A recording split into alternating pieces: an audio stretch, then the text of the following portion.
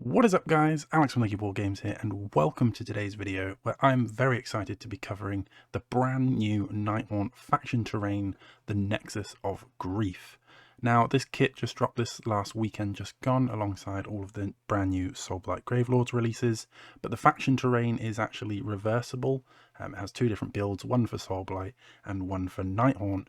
And one of the reasons I'm so excited with this is, as someone who's played Nighthaunt for many years, since the inception of Nighthaunt and Age of Sigmar back in the day, this is the first time we've ever had faction terrain for ourselves.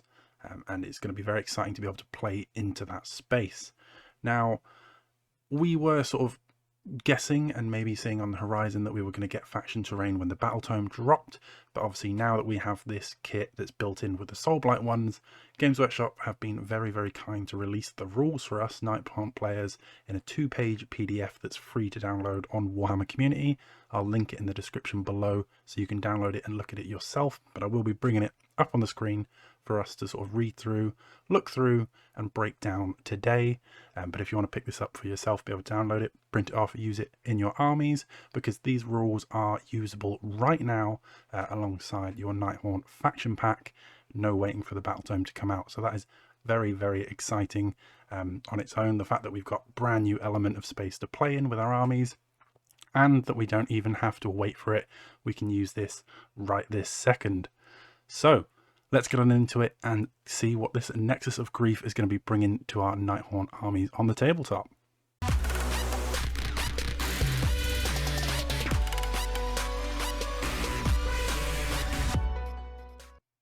So here is the first page of the PDF for our brand new faction terrain rules. And as we already spoke about, you just add the following rules to faction pack Nighthaunt. So very exciting that we get to use these right now. And if you want to see more about Nighthaunt discussions, I do actually have a full coverage of the Nighthaunt faction pack up on the channel. There are two of them. One was sort of a first impressions video from several months ago when it first came out. And there's a more recent one that was about a month, maybe a month and a half ago, where we sort of revisited the Nighthaunt faction pack and went through every unit from start to finish again, applying all of the things that we've learned kind of in that 6 to 7 month window from its release up until more recently. So if you want to learn more about the sort of Nighthaunt units and my thoughts on those, recommend checking that video out on the channel. I'll link that in the description below as well. But today, again, let's get on into it and talk about this wonderful looking faction terrain that we're going to have for Nighthaunt. So the first thing up is it gives us this new battle trait. Nighthaunt armies can use the following ability: Sepulchral Apparitions. So if there is a friendly Nexus of Greif on the battlefield, this is a once per battle army, so deployment phase, so you just deploy the first piece of terrain, because this actually comes in 3 different sections. You deploy the first one as you would normal rules of faction terrain, and if there is one on the battlefield, you can set up to 2 additional Nexus of Greif on the battlefield. Each must be set up wholly outside enemy territory, more than 3 inches from all objectives and other terrain features, and more than 12 inches from all other friendly Nexuses of Greif. So that just gives us our stipulations of where we're actually allowed to place these pieces of terrain, and the fact that if we put 1 down, we can put up to 2 more. So you don't have to, because one thing you have to be really careful of with faction terrain and in 4th edition, the way that the rules currently interact, whether Games Workshop will change that going forward or not. But a lot of people can charge at your faction terrain and then be able to use sort of different pile-in mechanics, especially if they can buff their pile-in moves, to be able to charge your faction terrain and then kind of leech on off of it and pile into your actual units and kind of be able to get to you that way, maybe sneak in a few extra inches if the charge wouldn't have connected into your unit itself, but bounce off the faction terrain with a pile-in and do so that way. So if you do have 3 Nexus of Greif on the battlefield, that's obviously more things to be aware of, that your opponent might be trying to charge your terrain features to get on into your army and deal damage to your units that way. Whereas if you only have the 1 on the battlefield, then there's less options of avenues for them to do so. But the cool thing with this is it gives us that flexibility to choose between 1 and 3. You can put down 2 if you wanted, depending on the mission, depending on the terrain that's already on the table, and depending on sort of the armies, how many units you might have on your list. Depends how much terrain you might need to be able to do there. There is a designer's note as well that says the original Nexus of Greif is set up in step 1 of the deployment phase using the deploy faction terrain ability. This ability allows you to set up a second and third such terrain feature as used in step 3 of the deployment phase after armies have been deployed. So that's just lining out for us that step 1 is where you'd put down your first Nexus of Greif. Step 2 is where you go to the you go, I go system of we're going to put units down and, you know, see who finishes deploying first that way, etc. And step 3 would be after we finish doing the you go, I go with units, then we can put down number 2 and number 3 of the Nexus of Greif if you choose to do so. And yeah, so that's the battle traits that we're going to get that allows us to deploy the faction terrain. Let's jump on into page 2 here, which is the exciting, the kind of meat and potatoes of the Nexus of Greif, which is the war scroll itself. So straight away we can see that it has no move value, it has 8 health, 5 up save, 5+ ward, and has no control score, which is, well, I mean, fairly pretty good for what we'd expect for faction terrain, not to be able to take objectives and stuff with it. The following universal terrain abilities apply to this terrain feature, and that's cover and impassable. Cover is kind of one that's lost to us Nighthaunt players anyway, because cover would usually give you sort of -1 to hit if you can sort of hide inside it or behind it, unless you can fly, which our entire faction does. So you can't hide behind it. You can't, you know, benefit from it that way. But that is kind of important in the fact that if you used any sort of regiments of renown and you allied something in, so say you've brought some soul blight units across, then they can possibly be able to benefit from cover from sort of standing behind the building if they get shot at or anything like that. And impassable, we'll get into that in a second when we go through the rest of these rules, but that's actually quite useful. That means that no one can usually move through the terrain or land on top of the terrain, but again, because our entire army is fly, we can actually go up over the terrain. So there's some instances where you might be able to put this terrain feature down and get it to a section on the table where you kind of make nice impassable bits. And that stems from this first ability here that we're going to look at. This is a once per turn army. So it does mean if you do have 3 Nexus of Greif on the table, you are only going to be able to use this for 1 of the 3 or 1 of the 2 if you have 2 on the table. Not all 3 of them can do this in the same turn. Hungry Crypts. The effect is you remove this terrain feature from the battlefield and set it up again on the battlefield within 3 inches of a friendly Nighthaunt unit, more than 3 inches from all objectives and enemy units, and more than 12 inches from all other friendly Nexus of Greif. So, although our terrain feature doesn't actually have a move characteristic, we can teleport our crypts around next to our friendly units, and that is just insane to be able to get these up and sort of in the front lines. And this is what I was talking about with the impassable bit. So there's actually no stipulation here in the Hungry Crypts that says that this can't teleport next to other terrain features. You just remove this terrain feature from the battlefield, set it up again within 3 inches of a friendly Nighthaunt unit, more than 3 inches from all objectives and enemy units, and 12 inches from other Nexuses of Greif. So of course, that's going to make it slightly more difficult if you've got 3 on the table, because those 12-inch bubbles away from each other might limit your play if your units are already all close to another one there. But there's nothing there, like how we saw if we go back to the first page, here where it says when you initially set these up, they must be set up outside enemy territory more than 3 inches from all objectives and other terrain features, as well as the 12 inches from other nexuses. But that doesn't happen when they teleport via Hungry Crypts. So that means that, including the impassable bit, if your opponent doesn't have fly on some of their units, you might be able to get this in such a way, depending where those objectives are, depending where the other nexuses are, and depending where your units are, that you can teleport the Nexus of Greif, kind of sandwich it next to a terrain piece, make it almost double as long. And because you can fly, if you get the Nexus of Greif to kind of appear in front of you, you could kind of force your opponent to maybe have to go round the Nexus of Greif to then get into your units. Again, that does open up some of the other things that we spoke about your opponent being able to charge the Nexus of Greif and then get into your unit that way. But I think there is maybe some play in that there somewhere. So that is one thing to kind of bear in mind with the impassable and the Hungry Crypts sort of teleportation tricks. Kind of like how you see people use endless spells to kind of block off areas of the board, do some denial, do some shenanigans. I think that's a very exciting place to play into. Nighthaunt, obviously we have a lot of movement tricks and shenanigans as it is, so the fact that our terrain plays into that as well is just like chef's kiss, kind of, plays straight into the kind of things that we want to be doing. Let's go into some of these other rules. So what can we do when we're teleporting around the table? So we have a passive, Screams of the Penitent. Enemy units cannot use commands while they're within 3 inches of this terrain feature. So with Hungry Crypts, we can't actually teleport within because we have to be more than 3 inches from all objectives and enemy units. But if we sort of teleport these in, and then the opponent comes on in too close to them, that means that they're not going to benefit from any all-out attacks, all-out defense. They won't be able to power through, those kind of things. There's a lot of really useful commands that people like to be able to do, but if they get too close to those nexuses there, that's only going to help us be able to apply our debuffs, because Nighthaunt, we have those in droves.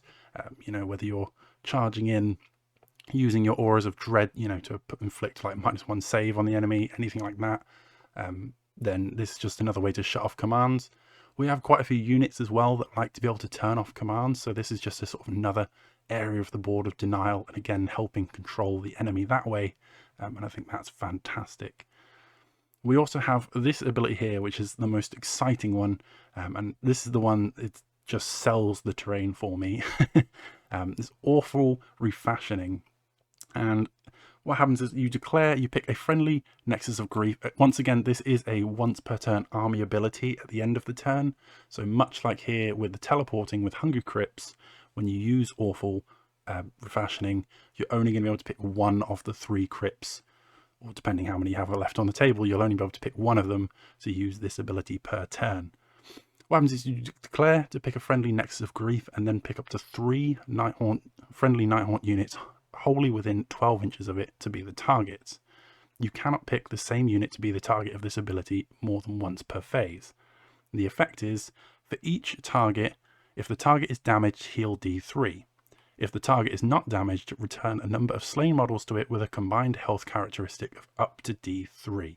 And that is absolutely awesome. My death factions, I've always loved healing in the death factions, so getting more healing in there is great. I think it's very lore friendly to have the death factions doing more healing, more recursion. I know it's a bit of a sour topic for some people, because when recursion is out of balance and too strong, then it can feel sort of really oppressive for the game as a whole. But it's just nice to have those options out there. Tying it into the terrain features, obviously now that they're destroyable, they've got 8 health and only a 5-up save, with a 5-up ward as well, which, to be fair, actually isn't terrible. I mean, it isn't the hardest thing in the world to remove these Nexus of Greif, but at the same time, if someone's throwing their attacks in to destroy your terrain features, they're not killing your units. So it's kind of part and parcel with the game there. But my favourite thing about this is this first bit here, where there's actually there's no stipulation on this. It's just, you pick a friendly Nighthaunt unit, or up to 3 friendly Nighthaunt units, as long as they're wholly within 12 inches. And then you heal D3.